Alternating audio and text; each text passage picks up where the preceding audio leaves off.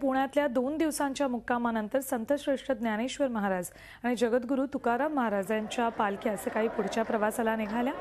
तुकाराम महाराजांच्या पालखीचा आज लोणी काळभोरला मुक्काम असेल, तर दुसरीकडे संत ज्ञानेश्वर महाराजांच्या पालखीचा दिवे घाटाचा महत्त्वाचा टप्पा आज पार होणार आहे। त्यानंतर माऊलींच्या पालखीचा सासवडला मुक्काम असेल। संत ज्ञानेश्वर महाराजांच्या प्रवासाचा आढावा घेतलाय आमचे प्रतिनिधी कैलास पुरी यांनी। पालखी सोहळ्यामध्ये असंख्य वारकरी सहभागी होत असले तरी पुणेकरही या वारीमध्ये सहभागी होतात। किमान दिवे घाटापर्यंत जाऊन या पालखी सोहळ्यामध्ये सहभागी झाल्याचा आनंद पुणेकर मिळवतात।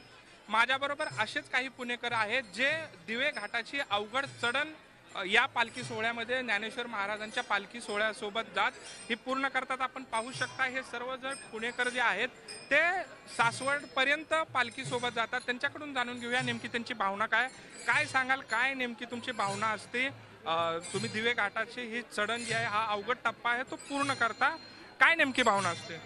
पंढरपूरला जायची आणि विठ्ठलांना भेटायची खूप इच्छा आहे, परंतु एवढे दिवस सुट्टी नसल्यामुळे एक दिवस दिवे घाटापर्यंत जाऊन आम्ही ही इच्छा पूर्ण करण्याचा प्रयत्न करू।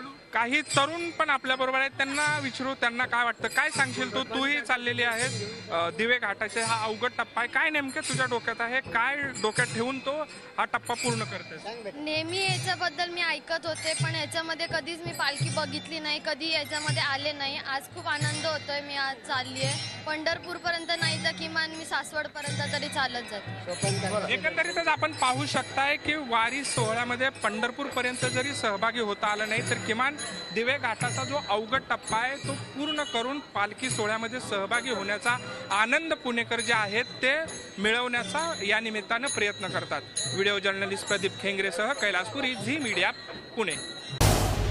झी 24 तास रहा एक पाऊल पुढे।